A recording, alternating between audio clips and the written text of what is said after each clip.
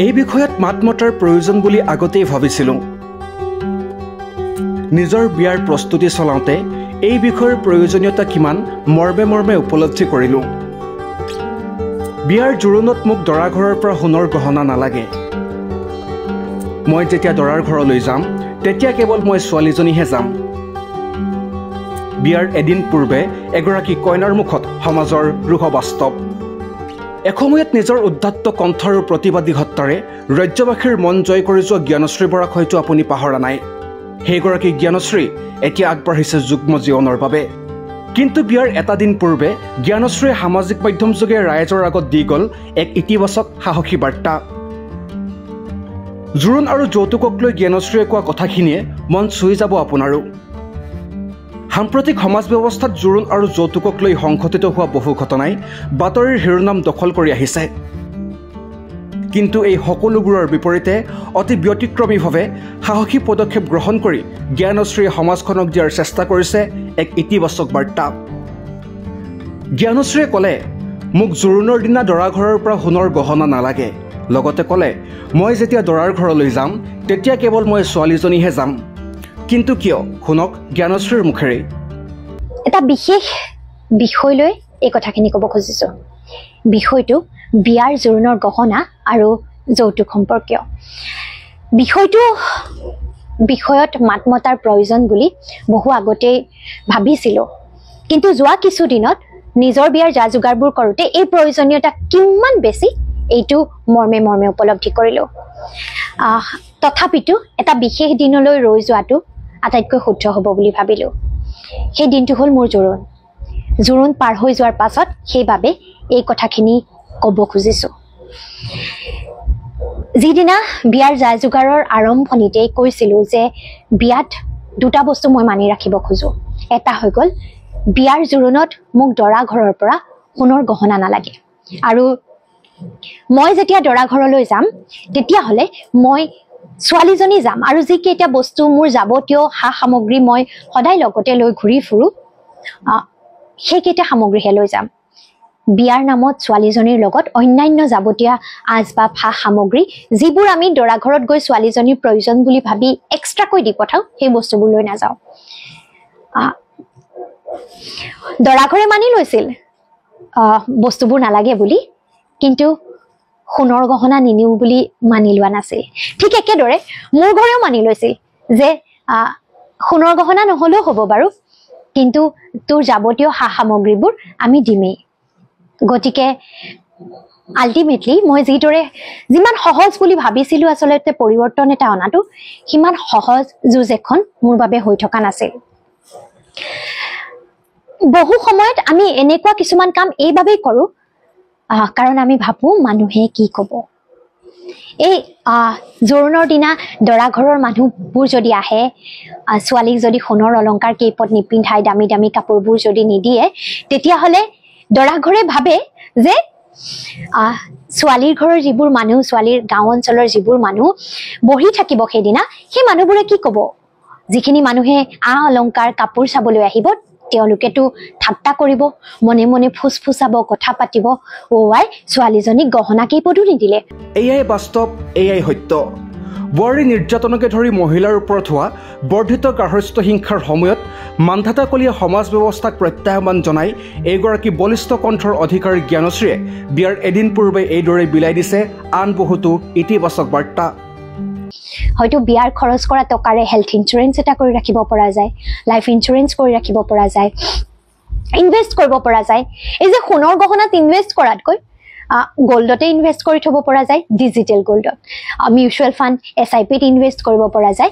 কাৰণ সেই টকাটো সঁচা সঁচি ইনভেষ্টমেণ্ট। বহুতেই মোক কৈছে যে সোণৰ গহনা এয়া এক ইনভেষ্টমেণ্ট। ইনফেক্ট ছোৱালীবোৰৰ এই কথাটো কয় যে সোণৰ গহনাটো ইনভেষ্টমেণ্টহে। মোৰ পৰিয়ালৰ মানুহেও কৈছে এয়াটো খৰচ নহয়, এয়া ইনভেষ্টমেণ্ট।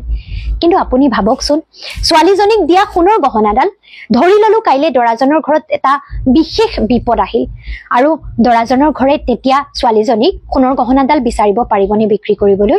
বা ছোৱালীজনীয়ে ঘৰৰ পৰিৱেশটো বুজিও সেই গহনাডাল বিক্ৰী কৰিবলৈ উলিয়াই দিলে বাকচৰ পৰা, দৰা ঘৰৰ মানুহে বিক্ৰী কৰিব পাৰিবনে? আৰু যদি বিক্ৰী কৰেও সেইসকল মানুহ, যিসকল মানুহে কি ক'বৰ ভয়ত ইমান বস্তু দিয়া যায় সেইসকল মানুহে তেতিয়াও জানো নক'ব অ' ৰাম বিয়াত ছোৱালীজনীক দিয়া গহনা কেইপদো বেছি দিলে তেওঁলোকে সেয়াও এক অত্যাচাৰ বুলিয়েই যেন বৰ্ণনা কৰা হ'ব লাগিলে সেই খৰচটো ছোৱালীজনীয়ে নিজ ইচ্ছাৰেই নকৰক কিয় তাকো লৈ কোনোবাই ফুচফুচাই আলোচনাটো নিশ্চয় কৰিব গতিকে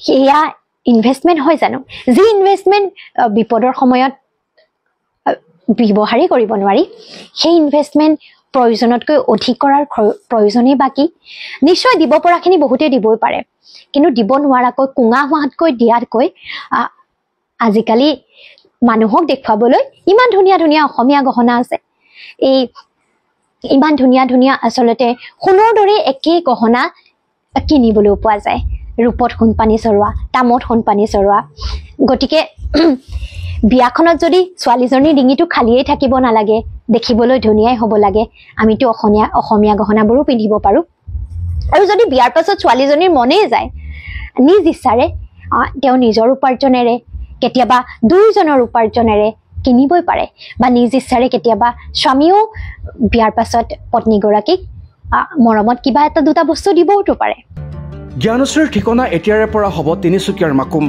কিন্তু জ্ঞানশ্ৰীৰ দৰা কোন আপুনি জানেনে জ্ঞানশ্ৰীৰ দৰা বিতু সোণোৱাল হয় আপুনি ঠিকেই ভাবিছে সেইগৰাকী বিতু সোণোৱাল যিগৰাকীয়ে কা বিৰোধী আন্দোলনৰ সময়ত কাৰাবন্দীত্বৰ জীৱন কটাবলগীয়া হৈছিল